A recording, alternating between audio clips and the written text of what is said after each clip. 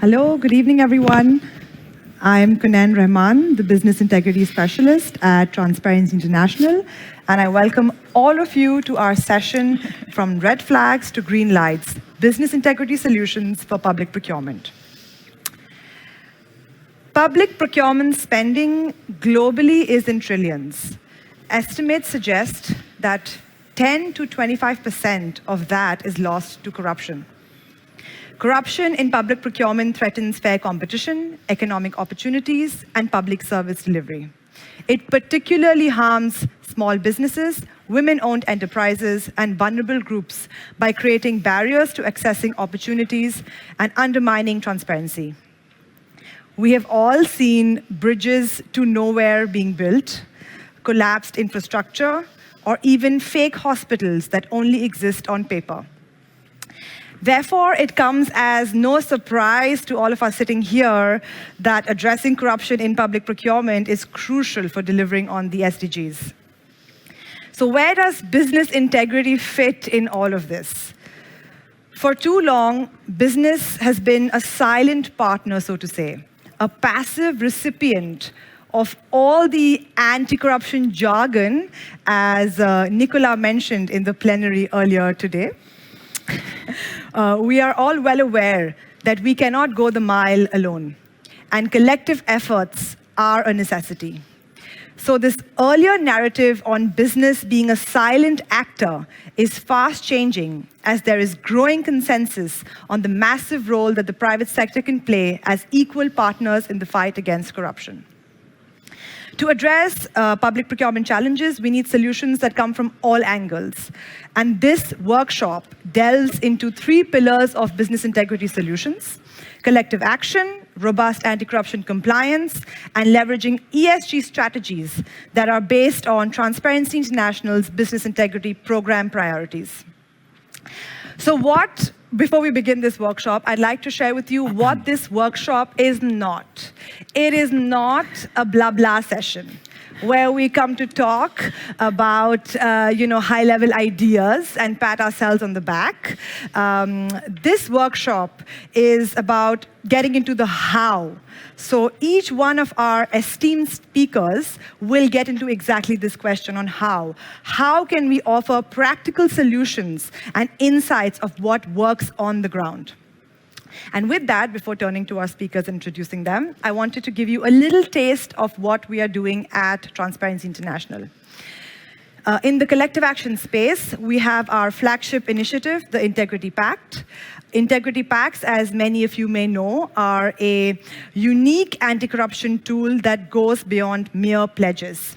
They involve public sector, businesses, and civil society working together with independent monitoring by civil society to ensure fair and transparent contracting. So, going further, let me ask you, how many of you here are staying at the Radisson Blu? Okay, I see a few hands. How many of you have taken a walk down the riverfront close to Radisson Blu? Perfect. Again, a few hands. Have you seen the amazing infrastructure at the riverfront and the children playing and couples holding hands and strolling along? Well, that was an Integrity Pact project. And you can look up more of that on our Integrity Pact compendium, which I will share the QR code for, if I can get the clicker working. Okay. I will get that to you in a bit when I can have this functioning. But all right, no worries. I will hand deliver them to you personally. Okay, now we have them working. Perfect, fantastic, thank you. So Integrity Pacts are a multi-stakeholder approach that foster integrity, accountability, and civil society engagement that goes beyond just river developments, right? It extends to high-value and critical projects which have been implemented in over 30 countries across the world to safeguard public funds, strengthen business integrity, and promote fair competition. And to know more, you can use this QR code that shows our Integrity Pacts around the world. Coming more on the Integrity Pact side, we've been working tirelessly with many of you in the room sitting here today to develop our global Integrity Pact blueprint, which is set to be launched very soon. The IP blueprint will build on learnings from years of IP implementation over the decades, which will make the tool fit for purpose for today and the future by including business integrity innovations, such as leveraging ESG reporting. So watch this space to learn more on that. When it finally comes to anti-corruption compliance, together with the World Economic Forum, the Partnering Against Corruption Initiative, Transparency International is updating select modules from our anti-corruption toolkits for business, which includes, amongst many other things, the case for business integrity, a self-assessment matrix, business integrity and sustainability policy, a model anti-corruption clause, and a conflict of interest form. So set for launch this fall, the Anti-Corruption Toolkits for Business will be a game changer for SMEs especially, that want to up their integrity game and stand out as champions when competing in public procurement and vying to be a part of global supply chains. Finally, to make ESG successful in future-proofing business, as many of you must have heard if you attended the session on Tuesday that was organized by Global Compact and by Transparency International, anti-corruption needs to be the bedrock for successful ESG programs. And to make that a reality, Transparency International is working with standard setters such as the Global Reporting Initiative, EFRAG, the body that is responsible for the mandatory European Sustainability Reporting standards, and ISO TC 309. So we also have a research brief that looks at anti-corruption and ESG standards, so check it out. And having said that this will not be a session about blah, blah, I realize I have done a lot of blah, blah. So please excuse me for that. And apart from TI, there are many shining stars in the bright anti-corruption universe that are working on a wide variety of business integrity solutions. And with that, I would like to introduce our panel. So we are joined today by Vanessa Hans. She is the head of private sector at the Basel Institute on Governance. In her role, she leads a team of compliance and collective action specialists, taking a dual approach to engaging and strengthening the private sector response to corruption risks in business transactions by advancing anti-corruption collective action and through technical assistance to private corporations and state-owned enterprises. She regularly advises organizations ranging from SMEs to MNEs, SOEs, and international organizations on topics relating to governance, ethics, and compliance. She also leads Basel Institute's work on synergies between corruption and business and human rights, as well as in the humanitarian sector. So thank you, Vanessa, for being here with us. We have with us also Lola Adekani. I hope I'm pronouncing that correct. If not, please tell me and I will punish myself until I get that right.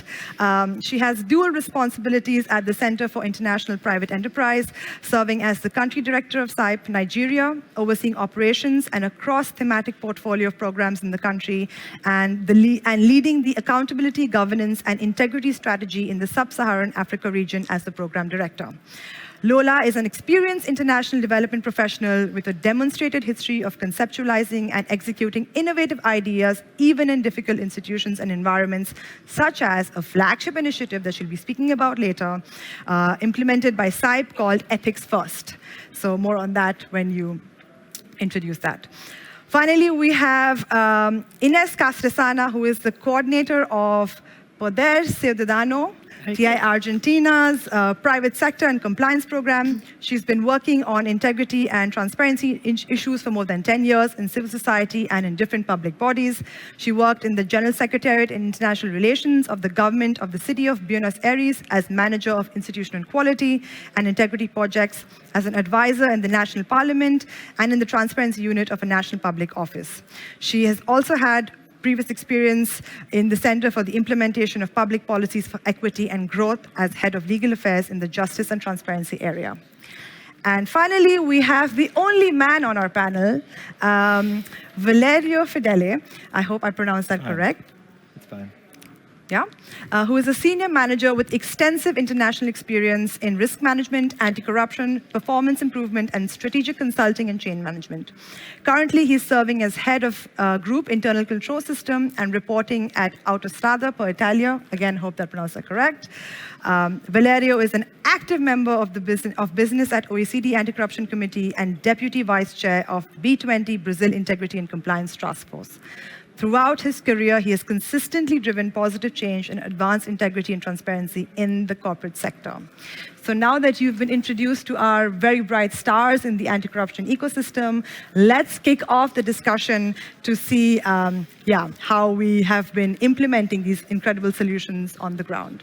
So turning first over to you, Vanessa. Can you share some insights into the collective action initiatives that have been facilitated by Basel Institute that have developed in raising integrity standards in public procurement? What were the key success factors that you found for those? Sure, and when I was selecting the example, I wasn't aware of who our private sector representative, but I'll get an example that bridges both the Integrity Pact and highways. So I think it was quite fitting for this evening. So one of the projects that the Basel Institute has been leading was in partnership with the OECD, dealing with highway constructions in Colombia.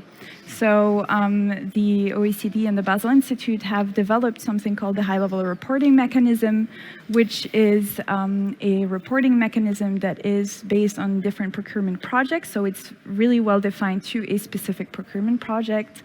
And it's a pragmatic solution to suspicions of corruption. I mean, insisting on the term suspicion, because we're not dealing here with any investigations. There are legal systems which in specific countries that are there for that, but it's about finding a pragmatic solution so we don't delay some of the processes relating to public procurement. I think we have found that often some of the challenges around corruption in public procurement is also the delays caused, which in turn also cost on the longer run.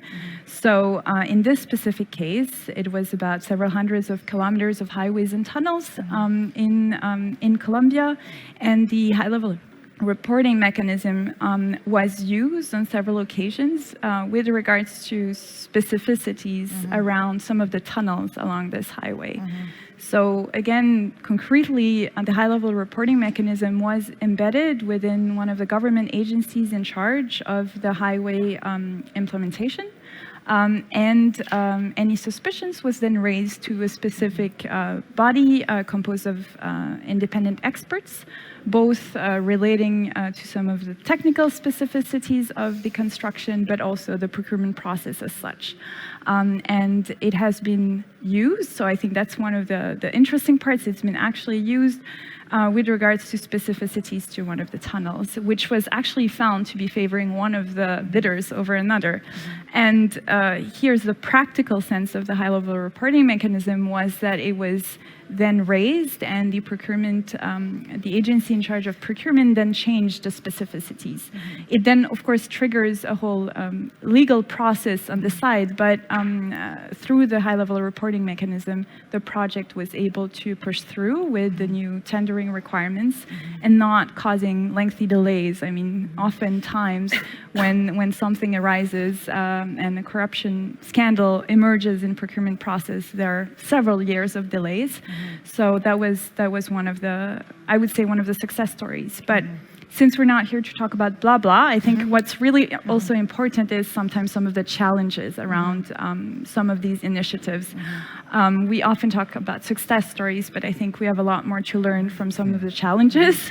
And I think, you know, we've seen it with collective action initiatives, we've seen it with the high-level reporting mechanism and other initiatives that are similar in nature to this private-public approach to the work that we're doing. And I think one of the things you also wanted me to touch upon was also the, you know, what makes it successful. And I think the trust element is important. And the lack of trust is often one of the issues that we see in terms of you know, emergence of challenges around public procurement. So not trusting the private sector and not trusting the public sector. And that's where I think tools such as the Integrity Pacts are quite important. So just to conclude on that, in the case of Colombia, the high-level reporting mechanism was actually connected to an Integrity Pact. Wow. And so that was quite interesting because it allowed for different bidders to pledge to the Integrity Pact. And of course, I mean, you're much more well-versed in the Integrity Pacts than I am, but I think it was an interesting way to combine different tools. And I think it's important to know that all of these different initiatives, I mean, we're often seen working the same space, but we're not competing. Yeah. So I think those tools can really be used together, and I think there's a lot more that can be done, but yeah, I think this is really important as well. So building trust different stakeholders, building trust amongst all of us working in the same space is quite important to move the agenda forward. Fantastic. Thank you so much for that, Vanessa. You absolutely hit the nail on the head. Trust is the key in the situation. And we don't have to compete with each other in the same space. We can work together and we can address the challenges coming from different angles. Thank you so much for that. Moving on to Lola. So SAIP advocates for an ethics-first approach to compliance. Can you explain what this actually means in practice, and how can it guide businesses in navigating ethical dilemmas in public procurement? Thank you, Kanain. So let me talk about what Ethics First is and what it does, and then we'll come to how it helps navigate ethical dilemmas. I think you'll figure that out because this is not a blah blah shop. So what is Ethics First? So Ethics First is a product or an initiative, depending on who we're talking to. Businesses don't care for initiatives, product. That helps companies, especially MSMEs in Africa, develop sound business integrity standards and systems, but also culture. In most African countries, which are really high risk for corruption countries, for many reasons that we could talk about, the institutions are weak when it comes to holding people accountable. The procurement integrity, the procurement processes also only since 2018 were upgraded to have really good OCDS, standards. And so because of all of those challenges in terms of, the systemic challenges, corruption is rife, and MSMEs get the brunt of this. Speaking of procurement also, MSMEs are also excluded to a large extent from the opportunities of, government tenders. And so what we've done at SAIP in the region is to ask, well, what can we do to catalyze a change in how businesses, especially the small businesses, how they operate? And one of the lowest hanging fruit was, there are 3 C's I'll talk about. The lowest hanging fruit was really the cost of developing compliance systems. You would find that a lot of the resources out there for developing business integrity and compliance programs are really tailored to bigger businesses than the majority of small businesses, mom and pop shops, or 10-person businesses in the region. And it looked like these free resources just didn't address or connect with MSMEs. And so we figured, well, if we needed to help businesses build business integrity programs, we needed to address the cost, access to resources that would be free or cheap, and access to support. And then now we come to the second C, which is now capacity. We found that mostly in the region, the consultants that could provide compliance integrity services and support to companies would charge at a price point that small businesses either could not afford or would just not put that amount of money aside to get that sort of help. And so you have KPMG, PwC, and a few other consulting firms in the region.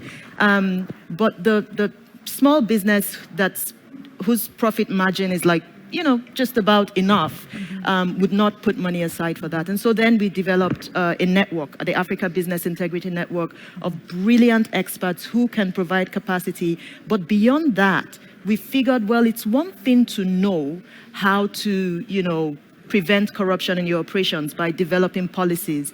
But it's another thing to help a company over time change a culture. especially when they feel that if we stick out and say we do business with integrity, we may not win these contracts. And so now I'm coming to the point of collective illusion. This is a real thing in many of the settings that to develop ethics first, we spoke with businesses, over 400 businesses, we had focus group sessions, and a recurring issue was the fact that businesses felt, well, especially MSMEs, I'll be the only one saying I operate with integrity, and that would make me, not very attractive to work with. And it turns out from studies that have been done that there are businesses out there that would operate with integrity. They just don't know themselves. And what then happens is when businesses want to win a tender or integrate into the value chain of a larger multinational that cares about integrity, they might fabricate their compliance reports. And so we figured that we needed to go beyond training and capacity building and providing resources, but add a few more things to it, like mentoring and clinics. And so what Ethics First is now is it pulls all of these resources together. So now we have the Africa Business Integrity Network with partners, almost 100 really experienced folks. One of them is in the back of the room, but I won't put him on the spot.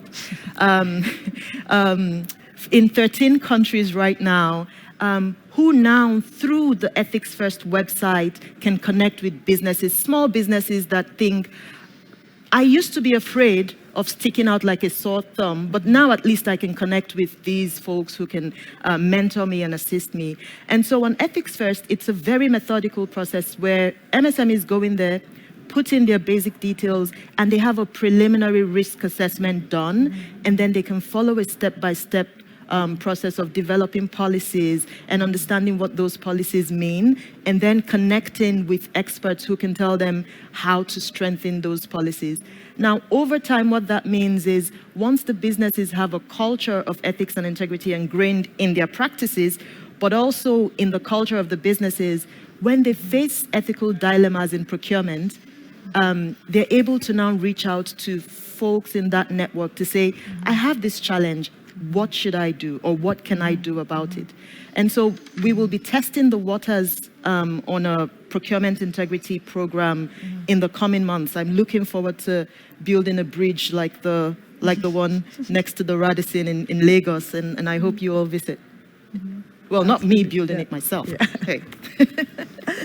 Thank you so much, Lola, for that very brilliant insight. And yes, I am very impressed by the 3 C's, no? So this addressing these 3 C's, cost, capacity, and collective illusion. So very interesting to have this approach with ethics compliance. And definitely we take your offer and we will be there, all of us. So yeah. Moving on to Ines. From a civil society perspective, what role do you see organizations like Poder Ciudadano, TI Argentina, on the ground playing when it comes to supporting business in implementing robust anti-corruption compliance or integrity programs, particularly when it comes to public procurement? And I know that TI Argentina has been a part of various projects that have been working on similar topics, such as the integrity packs and virtuous circles. So your insights would be very appreciated. First, hello everyone. First, thanks Kunan for inviting me to participate in this panel. I'm very glad to be here. And regarding your question, and yes, the role of the civil society organizations in public procurement, we have a huge role to play there. On the one hand, in the promotion and advocacy of high standards of integrity and transparency in these processes, providing governments and also the companies involved in these processes with tools and mechanisms to ensure integrity and transparency, and also collaborating in the design of solutions for this challenge we faced in public procurement. And on the other hand, obviously, in the monitoring of these contracts. And at Poder Ciudadano, beyond the work that we have historically done with the public sector to improve public procurement in Argentina, we have also worked, and especially in the last years, to involve the private sector in these solutions to the procurement system. And because in public procurement, we have two parties. We have the private sector and the public sector. And if we don't have transparency, if we have corruption, if we don't have competitiveness in these processes, the problem has to be solved by both parties. And also we have to involve civil society. First, society is the final beneficiary of these processes. So we have to create a collective action around the public procurement system in order to improve its good governance. So, and well, integrity pacts, you just said, but it's a good example of collective action that we promoted in Argentina in critical procurement processes. As an example, in the garbage collection services, is a very high-risk sector in Argentina. And these integrity pacts contribute to generate a risk prevention and control system in a specific contracting processes where each of the parties is committed to comply with certain standards. And we establish specific controls to ensure the integrity of the entire procurement process.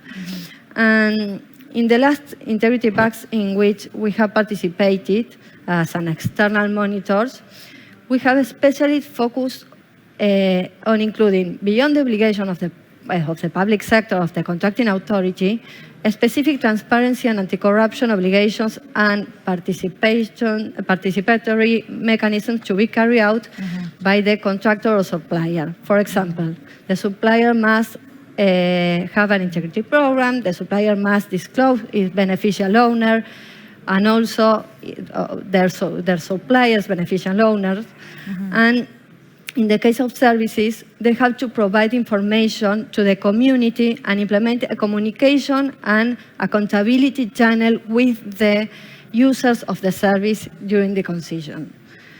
And on the other hand, we have been working in the last 4 years in the Virtuous Circles initiative, that is a collective action to improve integrity and the relation between government and businesses in the energy sector, with a special focus on SMEs and state-owned enterprises, bringing them tools and training in order to help them to adapt the structures or to the integrity standards, such as similar as what you do.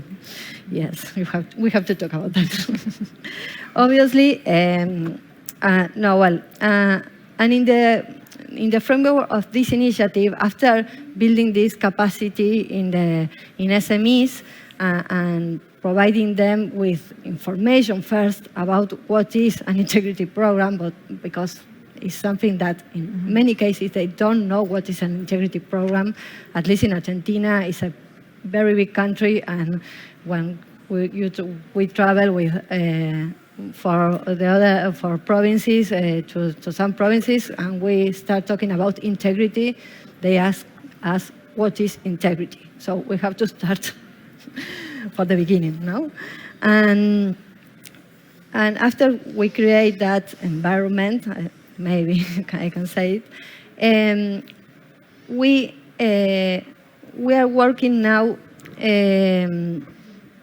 advocating in the public sector for a preferential public procurement policy for SMEs with integrity programs. What means this? That SMEs that meet integrity standards are weighted in bid evaluation process, no? And obviously this policy must be accompanied by improvement in the public procurement system from the public sector, as well as training and support to the private sector, but also to the public sector about this. And why we propose though?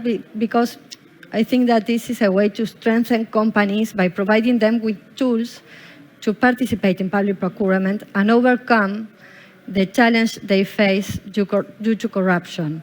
And at the same time, it clearly strengthens the procurement systems, generate a great value for money in contracting, and collaborate with government anti-corruption policy, and also to create a more transparent, ethical, and competitive markets. So now we are in that shop. It's not Fantastic. easy. That sounds like so much happening on that end with really supporting integrity for especially those companies that might have limited resources. No? So targeting SMEs, I think that's a crucial aspect of business that we must continue to focus on, because they are the ones that often, as we hear, need the maximum amount of support when it comes to fixing their integrity challenges. So thank you so much for that. And speaking of business, we have sinned many times in the past of speaking on business integrity and not having business join us in that. So bringing us the private sector perspective, Valerio, when it comes to safeguarding public procurement, having integrity champions from the private sector, as we all agree, has become crucial. So against this backdrop of integrity and taking it to the next level, integrity, beyond compliance, can you share your experience in integrating anti-corruption measures into your operational strategy? And also in this entire gambit, while we're all talking about anti-corruption, we have a new thing on the block, which is sustainability and ESG reporting. So how would you see us leveraging that as well? So over to you. So good evening, everybody. Thank you for inviting me to this workshop, or should I say, including me in this all-women's panel. And Autostrade per l'Italia is one of the biggest players in the highway infrastructure industry in Europe. 4 years ago, we started a transformation program to become an integrated operator for sustainable mobility. And this program includes a very large investment plan with a huge induced impact on the Italian economy. And it comes by itself that this means that our corruption risk is extremely high. And for this reason, we decided to create a specific chapter within our strategic plan. We called it Next to Legality. And within this chapter, we included all the initiatives aimed at upgrading the internal control system and all the initiatives aimed at promoting responsible and sustainable business conduct. So this program is based on OECD, Transparency International, United Nations, and B20 best practices. And it's also based on the manifesto for the promotion of zero corruption as an 18th SDG that has been drafted by the Business at OECD Anti-Corruption Committee, of which I'm an active member of. And the main pillars of our Next to Legality program are responsible business conduct, which means that we evaluate our actions under the perspective of the social impact and not only under the perspective of profitability. Zero tolerance versus misalignments, which means that no shortcuts is our motto, and the use of artificial intelligence to boost our compliance capacity. Well, the reason why we decided to include to clearly state the Next to Legality program in our strategic plan is to trace what we call the compliance footprint within the industrial plan. So this way, we clearly state that the compliance indicators have the same dignity as performance indicators. And this way, we clearly state that there's no trade-off between performance and compliance, business and values, and results and rules. Thank you. Fantastic. I absolutely love that approach of having compliance indicators having the same value as performance indicators. And if every company followed that, I think we would not have a business integrity problem. But that's just, yeah. Great. Thank you so much for that, Valerio.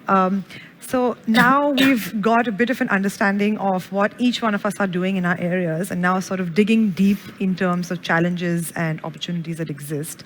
So turning back to you, Vanessa. Historically, we see everybody agreeing that collective action is good. If you go to someone, they will say, yes, we want to be a part of collective action, let's do this. But we also see that there is some hesitance at times from especially the private sector to participate, and this could be because they might have concerns that it can lead to concerns on protecting their proprietary information. So there are these concerns, some of them legitimate, some of them just made up. So how have you at Basel been able to sort of address these concerns and increase private sector buy-in and participation in collective action initiatives, especially those that are focused on public procurement? A bit of a wordy question there, but I hope you got the gist of that. Well, first off, I wish that wherever we went, when we talked about collective action, people were so eager to join, because that's not always the case. And I see many familiar faces who have been in that space, and we all know that it's quite hard to convince business to join. And it's sometimes in those forums, it's a bit difficult to remember that, because of course we're kind of preaching to the choir when we're in those big events focusing on those topics. But I think what's really important is to establish a business case for it, and be it in public procurement or other spaces. I think some of the lessons that we've learned is definitely that, speaking the same language, and Ines was mentioning it, when you're talking about integrity and companies don't really know what you mean, that's one of the hurdles that we have to deal with, and I mean the collective we, in terms of trying to reach our targets, which are companies who don't necessarily see the value in that. And so I think tailoring the message to the specificities of certain markets, but also to the size of the companies. We're definitely not engaging with multinationals or state-owned enterprises in the same way, and let alone smaller organizations or startups. So that tailoring of the message to be able to speak their language is really important. We actually have a mentoring program for civil society organizations that's focusing on collective action, and I think that's one of the primary things that we engage on, which is really trying to tailor the message. We're all trying to achieve the same thing, so reducing corruption, but we're not really going at it in the same way. And so I think tailoring the message so that people understand what we mean with their own lingo and terminology is really important. I think the other part is incentives. And collective action is gaining traction as a normative element. Obviously very happy, with the OECD recommendation of 2021 that's really enshrining collective action in that normative framework and recommending that countries engage. Because if countries engage in that, and you have national anti-corruption strategies that are talking to business, then it's easier also for civil society to engage and be able to make the case to business.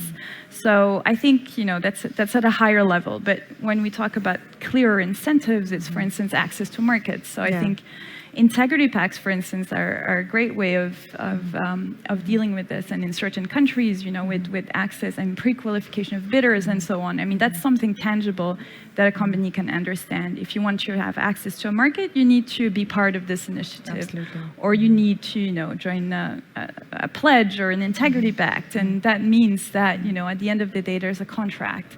So I think we need to work more on that and trying to find the right incentives, both from a normative standpoint, but also from a business standpoint, clearly. And I think the other part, and we've been doing some consultation around incentives and what companies are looking for when they're engaging with the government. I mean, just giving feedback to government in terms of business integrity. And when we were asking them in our consultation as to what was the best incentive coming from a government, the overwhelming response was to say, well, enforcement is the best incentive, because a lot of countries do have laws relating to business integrity, but enforcement is relatively weak. And so for a lot of companies, leveling the playing field also goes through the implementation of some of the laws that are already out there. Fantastic. No, thank you so much. Really could not agree more. I was once in a forum where we were talking about incentives, and shout out to everyone here working on this very important topic. I can look at them right there. But one private sector representative said, the biggest incentive for an SME is that they get to be a part of global supply chains. So if I have my integrity in order, I can be in this supply chain, and that's, and that will only happen if there is proper enforcement. So thank you so much for making that very crucial link on really building the business case and having that enforcement element. Moving on a bit to you, Lola. When it comes to the ethics first principles, okay, before I ask this question, let me set a bit of a context, yeah? Also for our audience to understand. We often hear of certain integrity champions in the private sector that want to act with integrity, that are bound by certain rules and regulations in their own jurisdiction. But then they often have to operate in those environments where there are possibly not the same rules applying, and there are possibly other companies that could sort of get around some of the rules, which sort of creates this uneven playing field, no? So keeping that context in mind, how can the ethics first principles be effectively communicated and adopted by companies operating in these environments where anti-corruption standards may not be as stringent, or they face or they face competition with companies that are not playing by the rules? So what strategies can business leaders employ to drive this cultural shift, even when facing these kind of pressures? So over to you. Thank you, Kunain. I asked a similar question to this. It's not an easy one, of a professor this morning, and he said, you should just come do a PhD at my university, and that should be your topic, because it's not an easy question, but it's a very important one that we continue to grapple with on ethics first, and I'm going to talk about some of the things that have worked. And one of them is this: and you already talked about it a little bit, Vanessa, which is it's critical to, every time we talk about business integrity with this group of private sector actors, make the business case. We have to have a very innovative way of explaining how this adds value to your bottom line. This adds value to your employees. This will make you go the long way. It's critical to make the business case, and we have a method around making the business case. My colleague Michelle and Katia might be here. We're in Nairobi for about 2 weeks, about a week and a few days, going through this whole TOT, training of trainers for the network that would work with small businesses. And we say to them, even if a small business invites you to help them with a business integrity problem, you still have to make the business case. Because there's a Peter Drucker quote that we like to talk about, which reads, strategy eats culture for breakfast. If we can't connect, just like you had said earlier, if we can't connect the business value of operating with integrity, or if the businesses themselves cannot connect it, it's only a matter of time before they walk away from these great ideals that we've shared with them on ethics first. That's one. I think the second thing also that we're finding is businesses in really high risk for corruption settings, places where they've engaged in unethical conduct for so long, and law enforcement will not catch up with them because it's not as efficient as would like it to be, and it's also greased the wheels of business for them. They will get the permits quicker than the businesses that would not bribe a government official to get their permits. In those settings, we have found that when we're doing trainings, or our partners are doing trainings, businesses have actually forgotten what unethical conduct is, or what corruption is. And so just like you're saying, Inez, I've spent 45 minutes in a workshop explaining to a professional engineer who certifies construction, that certifies that a construction meets code. I've spent 45 minutes explaining that when he signs off on a construction that does not meet code, and he knows, and his pay is bigger than was initially agreed, it's corruption. I've spent 45 minutes trying to explain that's corruption. And he says, no, it's just unprofessionalism. And I think we went through 4 iterations of what that is before eventually I'm like, come and train with me. And then he finally agreed that it's corruption, right? But that's the reality in many of the other places we work. We've been in settings where you train about these business integrity principles. And I remember a CEO turning, and I think he thought out loud and said, are they serious that we need to meet these standards in this procurement setting? So what do we have to do then also is we now have to be practical, nimble, and think on our feet about, well, where does our business integrity support stop in terms of solving corruption problems, and where does something else kick in, like advocacy? And so in addition to providing business integrity support on Ethics First, we also make sure that there's an advocacy or another additional support there. And so in Nigeria and Kenya, and we also tried this in Sudan, unfortunately, before the breakdown of everything, we have what we call a regulatory efficiency program where, you know, in these business integrity settings, businesses identify a real challenge where they say, look, this sector is too corrupt, it's gone, we can't do anything about it. And we're able to set them up with experts who say, well, why don't we work with you and the regulators to address the bottlenecks there? And we've seen that work in Nigeria, and one of our partners, CBI, the Center for Business Integrity, is here, and it's been quite successful working on addressing corruption in, for instance, the tax, with the tax regulators and with the National Food and Drug Administration in Nigeria. So I think with regards to convincing businesses, we have to do more than, you know, the talk shop, but really think about, well, what needs to change about, you know, how we present these solutions, and how far should we go beyond just providing the tools and the resources, but then saying, well, we have to go beyond being a think tank and be a think and do tank. And so finally, with the Ethics First standards, you know, it's based on the OECD, World Bank, and the United UNCAC standards, and also the corporate governance side of it comes from the King's Code for South Africa. With those standards, we really had to make sure that they're tailored to small businesses and not too cumbersome.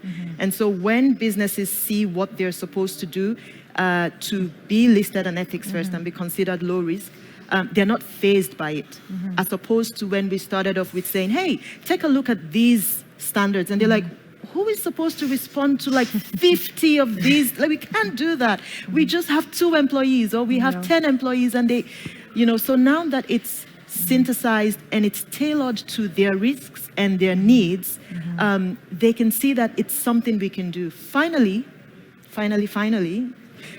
Ethics First is a progressive program, and so they started green, and then they progressed to silver, then they progressed to gold. And initially we thought we will just start off where you either meet all the standards or you don't. And the feedback we got was, nobody is ever going to meet the standards, give up. And so we realized, well, we have to start at green, at least know your risks and start working on your integrity pledge. And then the next stage is fix all your risks, continue working in your compliance clubs, and keep building culture. And then finally, to get to gold, there is a robust independent verification that happens. And so we're seeing that's making a difference. And we have almost 800 companies from about 30 countries registered now. Wow. So you don't ask a lawyer to. Yeah. No, thank you so much. That was a very, very helpful answer. And I really enjoy this progressive approach, because it also gives these organizations a ladder that they can climb and achieve. And it doesn't rule out those organizations that perhaps are starting the journey. And, it's not a black and white exercise. And I really appreciated this tailored approach to really, address the individual risks that are there. So, yeah, thank you so much for sharing that. Hopefully we can apply it all in our own contexts. So moving to Ines on CSOs. So CSOs have extensive on-ground experience. We are working on the front lines, trying to curb corruption in public procurement. We've seen how things take place. We've seen the back channels that are used to, do a lot of the under-dealings and stuff. So we carry with us expertise, and we do have a lot to offer in that sense. So keeping that in mind, how do you think CSOs can better leverage this expertise to help business identify and mitigate corruption risks specific to public procurement in diverse markets? What have been your sort of learnings from Argentina? Yes, thank you, Poonam, for the question. I'm very schematic, so but, first of all, I think that we have to generate knowledge, understanding, and awareness of this risk. What we see many times is that government says, okay, we implement an electronic procurement system. It's accessible to the public. Okay, we are transparent. We don't have corruption. Now, we know very well that this is not like this.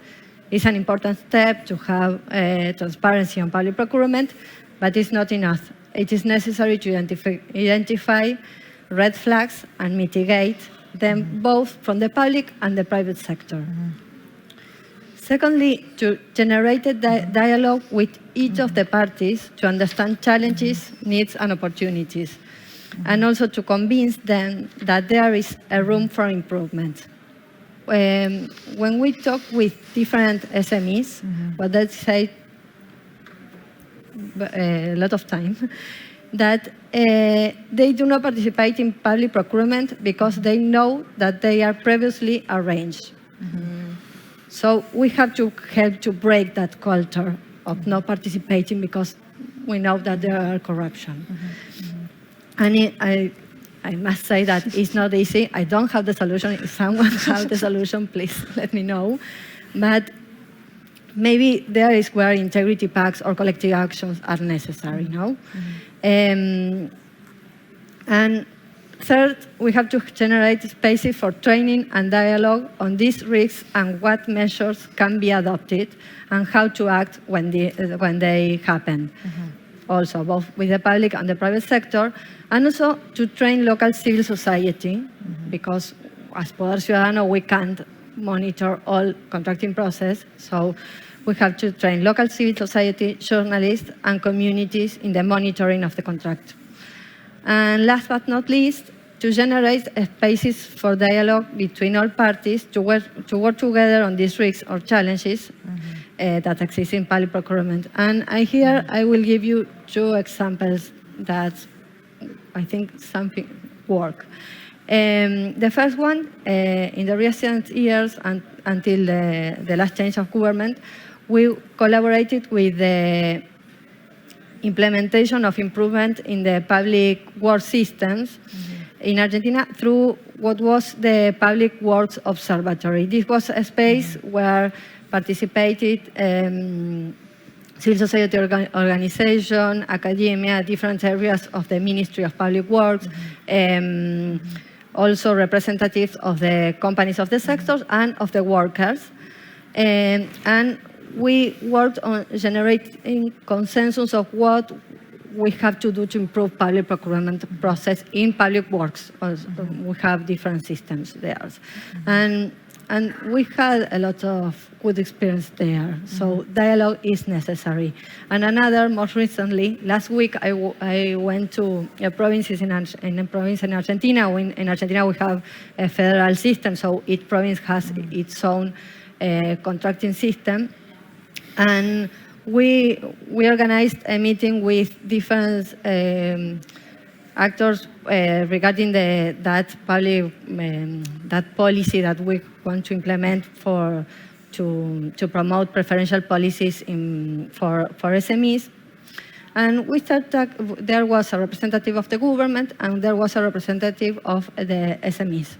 And we start talking about the barriers that exist for SMEs to access to the market to public contracting. And what we said is, well, government has a lot of delays in paying. So companies don't have the background to afford this. So that was, we all know, that was government says to us in different opportunities, and the representative of the SME says, you are wrong.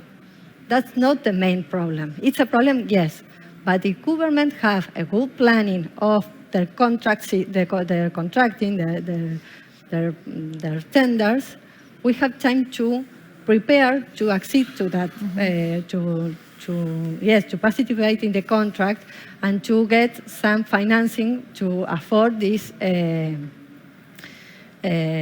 these delays in the payment. So then we start talking about possible solutions on that. So dialogue is necessary, and it doesn't happen. I think that they had never talked after that. So I think that is very, very important. Thank you. Thank you so much. Very interesting example there. And also dialogue is very important, but space for dialogue needs to be constantly created. It's not going to magically happen, and that's what you were able to do as well. And reflecting on our answers so far from the different speakers, it's coming down to such basic human things that we need to implement: trust, dialogue. Like, these are basis of our society existing. And if we can apply these principles in the area of business integrity where we work, we can really see profound change. But again, the idea is to not take these things just for granted, that they would just magically happen. There need to be adequate facilitators making this possible on the ground. So on that note, over to you, Valerio.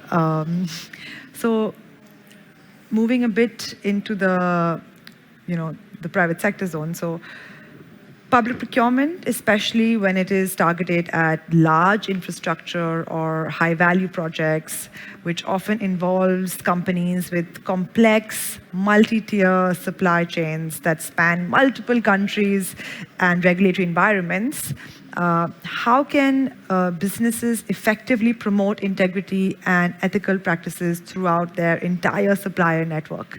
And I know this is a bit of for those of you who play cricket, this is a bit of a googly that I have thrown your way, because I do know that it is a challenge, especially beyond tier 2, to even have clarity on your supply chains. So how do you sort of go about this process? So over to you. Can I have the slide on? Yes, absolutely. Answer? Thank you. Absolutely. So, And it's working for you this time. Fantastic. Yeah.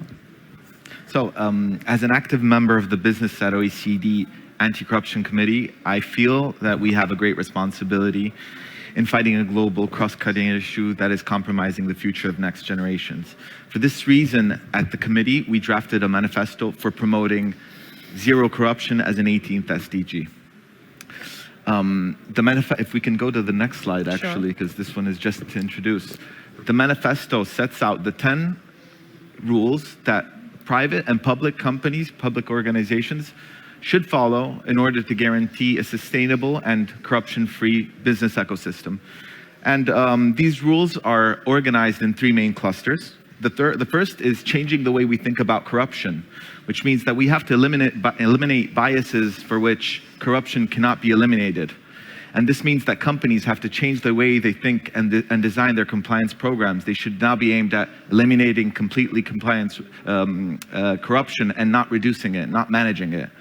Second, creating meaningful tools and taking impactful measures. This includes stimulating responsible conduct, protecting brave voices, which are the whistleblowers, promoting freedom of press and vigilant media, and adopting tech for trust and transparency. Last but not least, acting together globally. Here we highlight how collective action is vital in order to create that corruption-free business ecosystem. Private sector, public sector, and civil society have to come together as equal partners in order to transform global commitments into tangible results, leveling the playing field. Now, to be a bit more concrete and give some practical examples of key success factors, let's say, integrity pacts are crucial between suppliers and clients in order to define agreed upon mutual standards. Of course, we said this. Furthermore, large companies have to train and share their best practices with, we've said this, with small, medium enterprises using a building block approach. In Autostrade per l'Italia, we have 12 subsidiaries that are small, medium enterprises, and we successfully extended and deployed on them our business integrity models using the building block approach, which means that we consider their budget and resource restraints. And of course, if I share with my critical small suppliers my enterprise risk management methodology or my business continuity plan, my model, then he will be able to manage a crisis in a more structured way, cutting the learning curve. Finally, in order to stabilize the supply chain, the role of the governments is crucial by providing incentives for companies that invest in boosting their compliance capacity and implementing business integrity models. Also, for example, by using artificial intelligence in compliance, which is crucial to stabilize the supply chain. Thank you. Fantastic. Thank you very much. And could you direct the audience where they could possibly find your manifesto? Because it was very interesting for me. Absolutely. It's, the manifesto is available online on the Business@OECD website, on the Anti-Corruption Committee part of the website, but we have some handouts and we can make them available at the end of the session. Absolutely. Fantastic. Thank you. Very, very interesting. Thank you for sharing that with us. Before I move to the floor and open it up for questions, a lot of reflections as well, no? In terms of one word that keeps sticking out is incentives, because we've had sanctions for a long time, and now I think we're ready for incentives. And again, looking to Global Compact that has been working tirelessly on that, and the successful call to action that took place at the Private Sector Forum last year on the margins of Conference of State Parties in Atlanta, as well as the new resolution that identifies and places and asks state parties to offer incentives for those companies that are really working on business integrity. So, yeah, so really we are moving forward in a new direction, a new territory, and taking that forward. So on that note, just opening the floor to see if anyone has any questions. I know it's the last session. I know you're really tired. I know I'm the only thing and we're the only thing between you and the summer solstice party. But we have these anti-corruption superstars on stage with their amazing expertise. Like, you will not get this opportunity. So please, someone, brave person. Okay, go for it. Yeah. Okay. I'm Ana Aranha from United Nations Global Compact. I work with collective action, so I cannot miss the chance. So the title is Red Flags or Green Lights, and my question is like, what are the yellow lights? So when do you see that your collective action is not going on a good direction? Not an unpredicted direction, but a direction that it's not a red light, but it's a yellow one. And how would you solve that? Fantastic. Thank you so much. So which one of our speakers? Perhaps we start with you, Vanessa. And I like how this becomes like a little inner discussion between collective action practitioners. So I think that's one of the challenges when we're looking at collective action initiatives. If we look at the stakeholders that compose that, and if we look at the membership of a collective action initiative, it's often quite challenging to find a balance between attracting members and making sure that you convince the private sector, as we've discussed, with incentives. But at the same time, when things don't pan out, and sometimes they don't, how do you make sure that you have the ability to mitigate that risk within your own initiative? And I know that we've discussed with some of you already here in the room those challenges. So for instance, talking very concretely here, you're focusing on a specific sector, you have several members, and one of those members ends up being in a big corruption scandal. How do you ensure that you don't end up with free riders within the context of your collective action initiative? And so I think that's a really interesting kind of yellow light, as Anna puts it, and trying to ensure that within your framework and also your governance structure, you have the ability to mitigate those risks is quite important. I know that we all work in very, we're dealing with moving targets basically, and we have to be very agile with all of this. So we don't always have the very rigid frameworks and very rigid governance structures that enable us to do that, but it is something that is relatively common. So that's where I think the broader community of practice within collective action is quite important. And I know that, to quote Cecilia from the Maritime Anti-Corruption Network earlier today, she said, well, who do you call? Who are your ghostbusters in those situations? And I think that's why relying also on partners, be it in the same country or same sector, is also quite important to be able to co-create those solutions when these types of risks arise. Fantastic. Thank you so much for that. And just on co-creation and utilizing our tools as well. For those of you who are interested in the Global Integrity Pact Blueprint, we also have mention of the high-level reporting mechanism and how that can actually be used together. So you have these concrete ways of coming together and solving challenges on the ground. But any of our other speakers who might like to? I can try to. Yeah. I can Yeah. try to give a perspective from the private sector, from my company. What I've realized is that we talk often about red and green lights, but in my experience, the yellow lights are actually have become the new, let's say, substitute for what our previous, maybe old concept of zero tolerance. Because for businesses, it's crucial to be fast and to obviously be profitable. And for a compliance officer, it's important to respect the rules, obviously.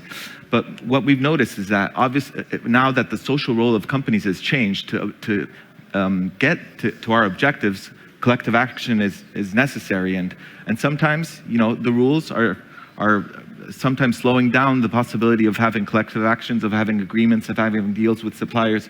We have due diligence, controls, and sometimes it's difficult. So we find it now. I think it's very clear that we have to shift towards a culture of responsibility more than a culture of red and green light. So when the light is yellow, then it's up to the responsibility of the actor, of the business owner, to act correctly upon that decision based on his experience and his responsibility, his sense of ethics and integrity.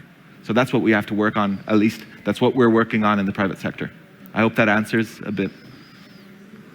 Fantastic. Lola. Just one really quick thing to add, and I think that's a really good question. And I want to respond to it from the perspective of incentives that we've been talking about, which is something I think about a lot, which is, if we want to attract businesses to a collective action program, by offering incentives, we have to be careful that the incentives are what I've been calling responsible incentives, for lack of a better word. And what does that mean? I find that in the Ethics First program, where we explain to businesses, look, if you're listed, these are the benefits to you. The expectation could be, oh, the incentives are quick and we will get, big contracts tomorrow, and we will be, and when you have a collective program where some of the stakeholders, the most critical stakeholders, the businesses, their expectations are of quick turnaround, and in the anti-corruption space, we know this is not a sprint, this is a marathon. The rewards may not come quickly. Businesses have to agree that they will take a haircut for a while when they change how they operate. Actually, we find that it's the mid-sized businesses that are less likely to come on board to a collective action program in the African region, because they've grown into mid-sized businesses doing things the way they've been doing it, even if it involves corruption. And now you tell them to change how they operate, but they've grown, even if their systems are not as efficient as it could be if they went through the risk assessment and everything. They've grown, and they don't mind if in the next 10 years they're no longer in business, because by then, the CEO would be retiring or the founder would be retiring. But it's when we find businesses think this is a quick fix. We're now aligned with this international partner called SAIP, and they're going to take us to the US and get us new investors, and we're done with these Kenyan shillings investors or Naira investors. When that's the mindset, then we have a orange flag to address. So just about incentives would Fantastic. be, yeah. Thank you. Very, very interesting approach. Ines, would you like to add something? I think I don't have so much to add, but I agree that with Vanessa, the key is in your governance program of the collective action and how to resolve. And I think that you have to do something. You can say, okay, well, let's see what's happening. No, you have to do something, because it's a question of trust. So you have to, I think that's the key, okay? Because it happens a lot with us. Some companies come, or also governments now say, I want to work with Poder Ciudadano and to improve my integrity program, okay? And then they say, well, no, the training that I need to comply with the law. Well, and I said, no, well, we are not working this is serious, we have to work in an integrity program, so you have to be very, how do you say, you have to be looking at that and acting immediately on that. Thank you very much. We have one hand there from the gentleman and also from the lady there, and one from me. Oh wow, now suddenly everyone wakes up. Great, love it. So thank you for a great panel. I just had a follow-up question for Lola, but welcome any contribution. I mean, essentially you're making the business case to a small to medium-sized enterprise. We're going to increase your costs and potentially decrease your business over the short term. Like, can you script out like how you, and it's not going to, the benefits you're not going to see for a while.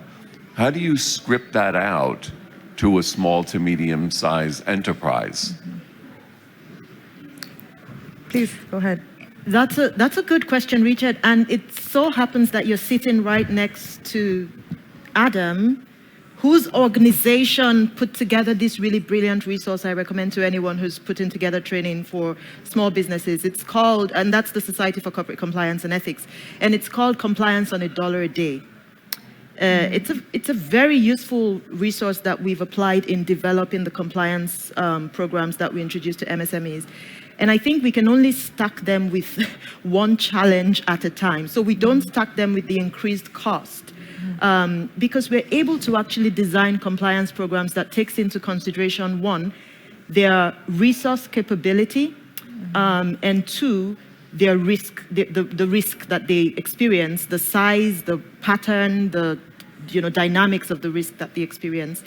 And on average, businesses might not be spending any more than 5% or 10% more than they already spend on what they call their operational risk or management protocols.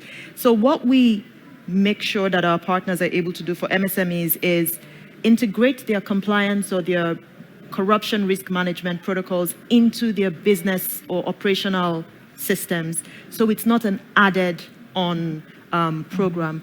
Another interesting thing is, businesses would ask, so do we need to hire a compliance officer? It's not a one size, it's not always yes. The question is, can you afford it? And can we make this process more efficient for you? What we have to always remember when we do this is we know that if businesses pile on additional costs to implement a compliance program that helps them prevent corruption, it's only a matter of time. Once they win the contract, once they get into ethics first, once they get what they want, that's the first cost that they're going to take off their budget for the next year. And so we have to be very practical about that. So that first burden, we do everything we can to make sure they don't have it. The second burden, that's inevitable. And once they commit to taking a margin off their profit because of their new ethical values, we are a little comfortable that they're in this for the long haul.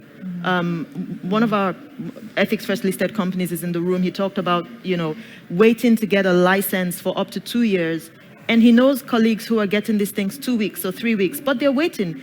And they have to convince their shareholders that we should wait. We should take this haircut because we're here for the long haul. When we hear those kinds of responsible responses, it helps us know that this partner is committed for the long haul. And so that part is the important part. And trust me, we've lost a few businesses on Ethics First because, it happens. But rehabilitation is something also within the business, the collective action program and approach that I really recommend for anyone working in the African region. There are not that many businesses that will commit to this, but we shouldn't give up on them. And I can talk a lot more about that, but I hope I answered your question, Richard. Fantastic. Thank you so much. Any of our other speakers who might want to come in on that, or we pass on to Diana, who's been waiting very patiently from KDI, our chapter in Kosovo. Hello, everyone. Thank you, Conan, for your great panel. Thank you, the panelists, for their insight. I kept hearing over and over incentives, integrity, benefits, dialogue, and everything. And out of curiosity, I have this question mainly directed to Ms. Lola. I'm not going to try to pronounce your last name just in case I might mistake it. On the cases, business cases that you have been involved on how many cases did the public institutions, since we're talking about public procurement, have established SRM policies, supplier relationship management policies? And also to Mr. Fedele, do you apply the social responsibility contract with your dozen subsidies that you mentioned earlier, and how does it impact the improvement of the integrity, the trust, the relationship building, the dialogue, and everything to promote integrity further on down the chain, and especially when we're talking about SMEs? I have a lot of many other questions, but I know we're short on time, so I'll cut it on these two. Thank you. Fantastic. Thank you so much. Lola, perhaps you'd like to go first. So, Diana, I didn't understand the SRM policy. You're talking about public agencies or between the public agency and the business collective, right? Actually, if we're talking about the SRM, it doesn't matter if it's public or if it's even private. It's a crucial part of the procurement process, especially in the contract management part of it, and also on the CPI, continuous process improvement.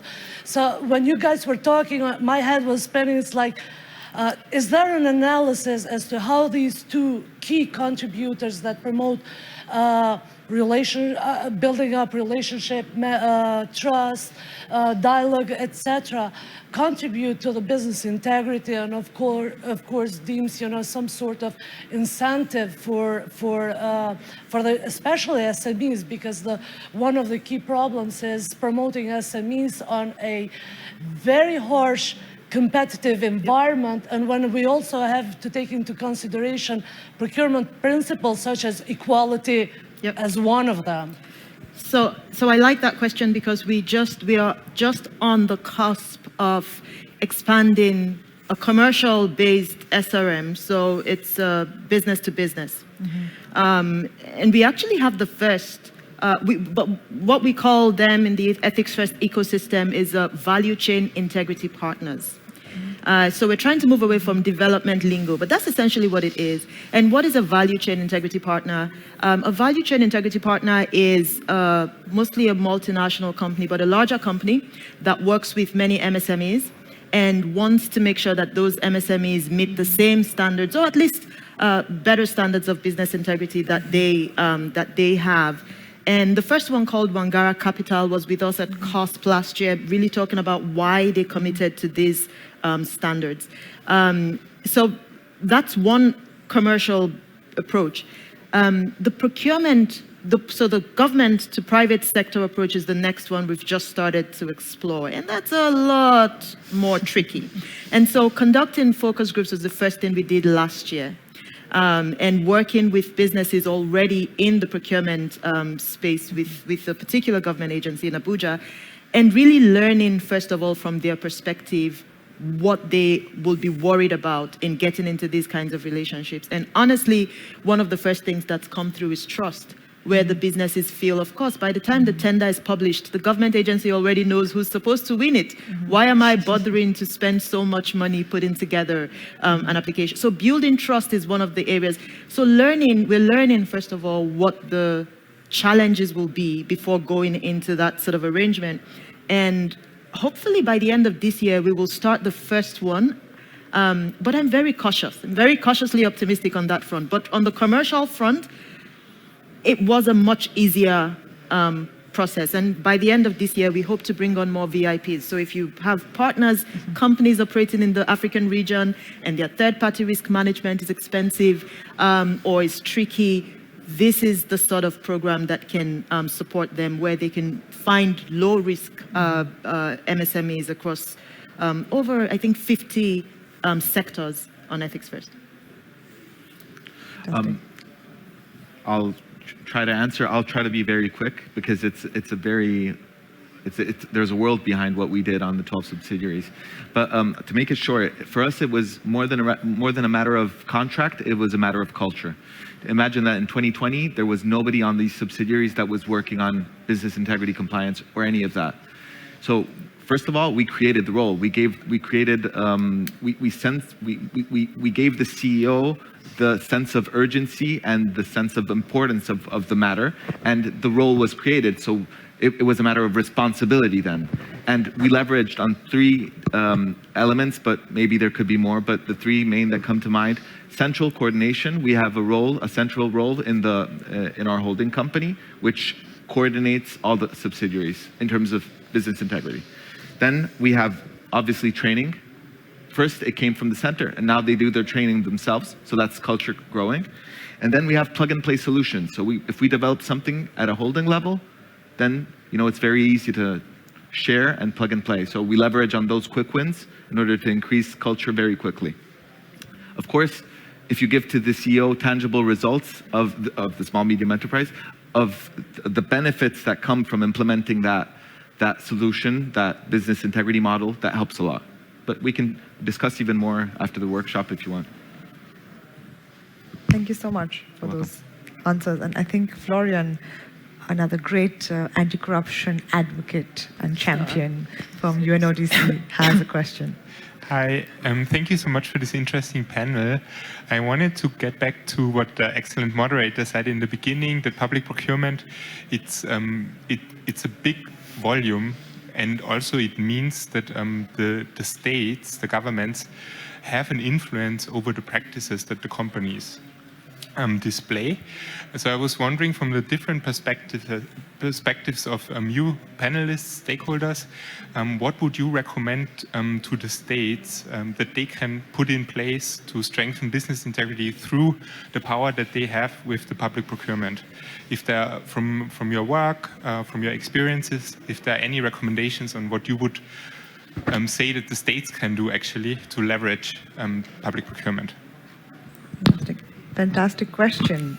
I'm very eager to know the answers. I didn't understand the states. So in general? what can Countries? we ask states, like governments, how they Okay. can leverage public procurement to get companies to do something in the business integrity space? So, Start with that. Yeah. No, Yeah, go ahead, Ines. okay. Okay. Well, that's why we are promoting this specific public procurement policy with preference in SMEs with integrity programs. It's an incentive. And with this policy, we're promoting integrity programs at first.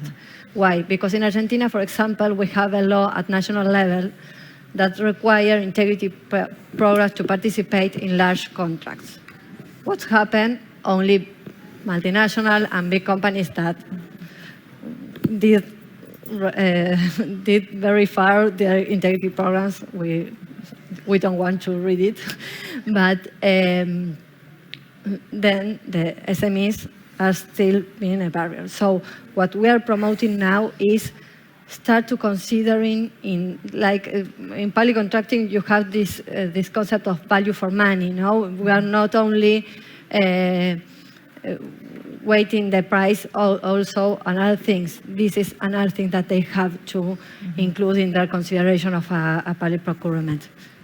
We are starting with this proposal. Maybe next year I will say you if we succeed or not, but we think that there's a lot of power in public procurement to improve integrity in business. Also, the government have to do a lot of changes inside the government to improve integrity. Thanks, Ines. Over to you, Vanessa. Yeah, I think one thing that we've seen is too often the governments don't speak to the private sector at all. And so a lot of, we've several speakers have talked about communication and then adding a layer on the trust piece. institutionalizing those platforms for the private sector to engage with governments is really important. That's also where, business associations play an important role to kind of collect these issues and bring them up and have those constructive discussions before some of these broader procurement processes are launched, right? Because a lot of the technical issues can also be solved ahead of time. And I think that's why, it's really important for governments to also understand the value of collective action, not just for companies to engage in them. And the other part that we often see is, the lack of trust for the private sector to come up to government and give suggestions as well, because sometimes they have suggestions, is also because there's really not a sense that, neither the private sector or the public sector is a role model. So it's a bit that ping pong of saying, well, you're to blame, I'm to blame, and everyone's blaming each other. And so I think when we're talking about transparency within procurement processes, it's also up to governments to kind of showcase that they're willing to go the extra mile when we're talking about integrity and kind of leading there and not just expecting the private sector to carry that burden. Fantastic. Thank you so much. I think that's something that a lot of our partners in the private sector would wholeheartedly agree with. So, I mean, I think Inez and Vanessa, you said most of it. I'll just add a few things. I think one of it really is the OCDE standards. Governments, at least in Nigeria and quite a few African countries, say that their procurement standards conform to the OCDE standards, but not quite. So just even following those, that would help build trust because it helps with transparency, it helps with communication throughout the process. I think the other thing also is, and similar to what Inez was talking about, including MSMEs should not only be about the laws, but it should be in practice. So for instance, in Nigeria and in Kenya and Ghana and Uganda, we've heard this, the delay with payments. Larger companies may be able to manage with that. MSMEs cannot, and governments should not put that burden on MSMEs. If they want to be inclusive, then they have to think about what are the barriers to MSMEs. And in this case, I add a gender angle to this, to women-owned businesses or women-led businesses. Governments must have a different approach. Just the same way we have compliance guidelines or approach different for MSMEs than for multinational and large companies. In procurements, governments also need to consider the fact that, MSMEs cannot wait too long to get funding to implement, or after they have implemented or built something to get paid back. We have cases where companies have to bribe to get paid. And then they get in trouble. So it's important to also remember that. I like the blank check. There's a whole lot more, but we don't have a lot of time. So. Thanks, Lola. Over to you, Valeria. I'll just add something from my perspective. I think the theme of artificial intelligence is relevant, and the governments have a huge role in this, in kind of facilitating the adoption of this, both in the private and the public sector. And this is crucial in the procurement processes because it creates a control model that is much more effective than a manual model, and it creates much more transparency and fairness in the process. Thank you very much. Very, very interesting ideas, and I'm sorry, I can't resist. So I'm going to possibly add just one perspective from TI side, in terms of, we've been speaking a lot about incentives. One of the biggest incentives that we find, especially SMEs, MSMEs have when it comes to public procurement is to get the tender, and they will do what is necessary to get the tender. So governments do have a huge leverage there, and they can really make use of that. And in our Integrity Pacts project, we have sort of tried to have something known as a whitelist. This was done in TI Bulgaria, for instance. They created a whitelist of all the companies that had previously taken part in Integrity Pacts and sort of mentioned things like whether they signed the IP, whether they did it mandatorily or voluntarily, and just their record as being part of the Integrity Pact. And this was also available on the Public Contracting Authority's website. So this created an incentive, for companies to sort of join on in the collective action process as well. But having said that, while we speak a lot about incentives, we also need to understand that we need to adequately assess the requirements before the award of an incentive. So that also, that burden must be taken on very willingly, not just by the public sector, but by other actors and that can sort of come in and verify that as well. No? So here you have the CSOs coming in and playing a role. But I'm so sorry, I couldn't resist to add a bit to that. But Can Ines. I add you something, because I forgot. In Argentina, we have a registry of integrity and transparency of enterprises. It's similar of someone created in Mexico and in Brazil. And I think that it's a good tool to motivate companies to be there, and this is being considered by governments or different publications that do contracting to check if they have integrity programs, because if not, we have a furtherment. Or and also by businesses, because it's like a due diligence mechanism that they have. So I think that we have some considerations about the registry and the access to the information, but it's a good tool to promote this kind of. Fantastic. Thank you so much. We're almost out of time. And on that note, I just wanted to share that we've had a very, very interesting conversation.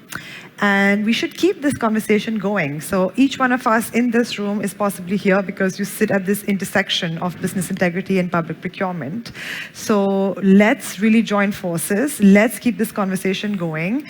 And we can develop an ad hoc community of practice to sort of, push this agenda forward, to find business integrity solutions in this space. So that's the QR code for you to join on if you would like to. And I will now pass on to the speakers the last word, 30 seconds each. Looking ahead, in the next decade, what is the biggest opportunity or emerging trend in business integrity that can impact procurement markets? So, Vanessa, over to you. I think I'll agree with Valeria looking at the AI space. I think there's a lot of solutions emerging also from the private sector that can be used from the public sector, and really riding the digital trend would allow us to aim for more transparency. Fantastic. AI?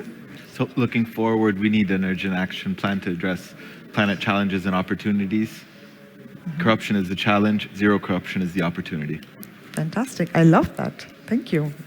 I cannot resist but join Vanessa on AI. I think thinking about, we actually have an AI function and ethics first, but there's a lot that we can do to expand it. And I see that being a game changer with all the, reservations about, the risks around it, but it definitely can be a game changer in the next 10 years.